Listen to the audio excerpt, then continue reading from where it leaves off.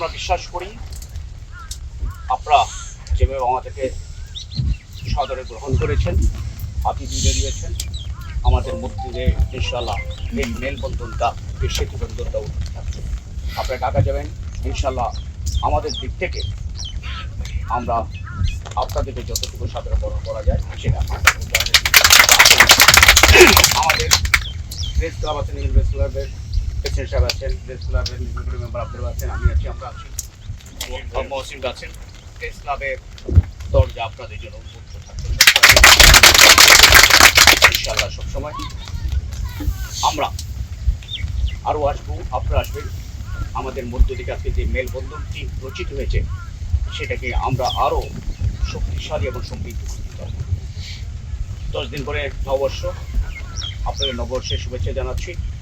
এবং একটা কথা শুধু বলে আমি শেষ করব, গত 17 বছর দেশে সাংবাদিকতা বলেছিল সাদাকে সাদা, কালোকে কালো বলা যায়নি, সত্যটা তুলে ধরা যায়নি। খুন হয়েছে, সত্যটা তুলে ধরে পুলিশকে প্রেসলিজ দিয়েছে, ক্রস ফায়ারে মারা গেছে, এনকাউন্টার মাঝে সেটাই আমরা লিখে দিতে হয়েছে। একটা জিনিস খেয়াল রাখবেন, যার সৎ সাহস নেই তার জন্য সাংবাদিকতা না। অসহায় আত্মসমর্পণ সাংবাদিক কিংবা মালিকদের সংবাদ ওদের মালিকদের মানায় না, যেটা আমরা গত 17 বছর দেখেছি।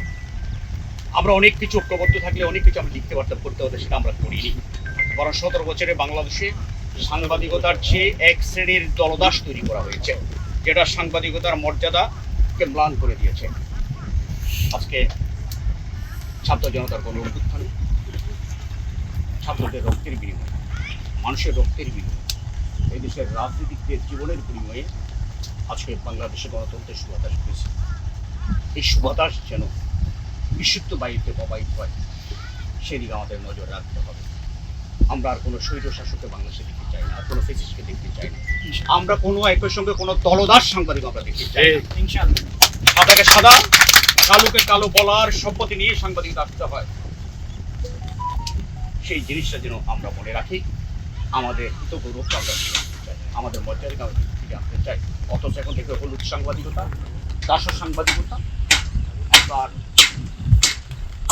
এমনভাবে বেড়ে গেছে, আজকে মূল সাংবাদিক পাওয়া যায় না। সচিবালয়ে ঢুকবেন, বগল দাবা সম্পাদকদের দাপটে আসল সম্পাদকরা এখন কিন্তু কোন ভাষা।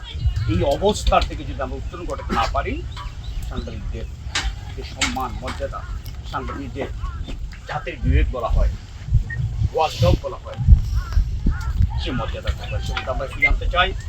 আমরা জাতির ওয়াচডগ হিসেবে থাকতে চাই, আমরা যেন পেট ডগ পোশাকও যেন না। সে আহ্বান জানি শেষ করছি। আপনার সবাইকে অবলম্বন।